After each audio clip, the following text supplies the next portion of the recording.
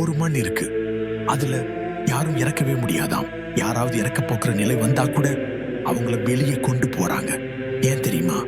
தென்காசி அருகே ஒரு கிராமம். அங்க ஒரு பகுதி பூமி தான் பாதுகாக்கிற மாதிரி. வீட்டுக்குள்ள பெரியவருக்கு கடைசி நிலை வந்தா கூட அவங்களை அந்த மண்ணுல வைக்க மாட்டாங்க. ஏனென்றால் அந்த மண் சாவுக்கு எதிரி. ஒரு காலத்துல அந்த மண்ணுல ஒரு சித்தர் தியானம் பண்ணாராம்.